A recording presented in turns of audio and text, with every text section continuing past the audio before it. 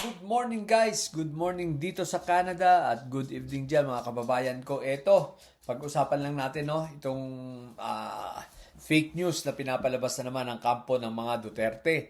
At nagpa-press con pa itong si Digong regarding dito at itong si Congressman Ungas ba yun? Anyway guys, tingnan nyo ito ha. Meron dyan nakalagay yung minarka nila ng kulay yellow. Blanco, sinasabi nila na dito sa GAA at dito sa budget na ipinasa for 2025, may mga blanco daw na mga items kagaya nitong sa NIA at sa PCA. Guys, sasabihin ko po sa inyo, ito po ay fake news at ito ay walang katotohanan. Ito ay gawa-gawa lamang. In short, mukhang ito ay fabricated. Alam nyo naman, si Digong, ang grupong ito ay mahilig mag-fabricate at aminado sila dyan. Even sa mga ebidensya, di ba, sinasabi nila, mga fabricated ang mga ebidensya nila at mahilig ito sa intriga.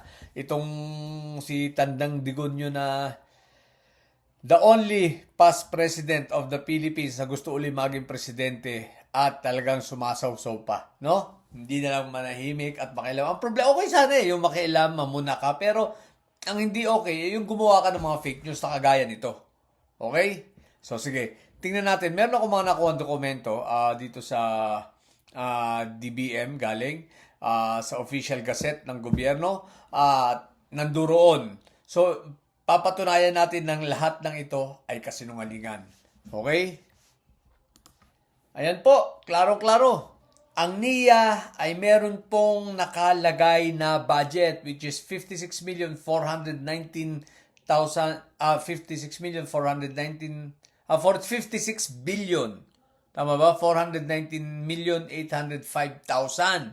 Okay? So meron pong budget, may nakalagay at hindi po siya blanco. At ito pong PCA ay merong 889,065,000. So, kasinungalingan. Okay? Pakitaan ko pa kayo. Baka sabihin naman ninyo, hindi ito galing sa DBM. Check natin. Ayan po, klarong-klaro. Official Gazette for the year 2025. Okay? Ito po ay naipublish publicly. So, ito po ay alam ng lahat. So, paano nyo sasabihin na wala? At sasabihin ni Duterte, bakit magsasign ang Pangulong BBBM nang walang nakalagay na presyo? So, ayan po, maliwanag ha.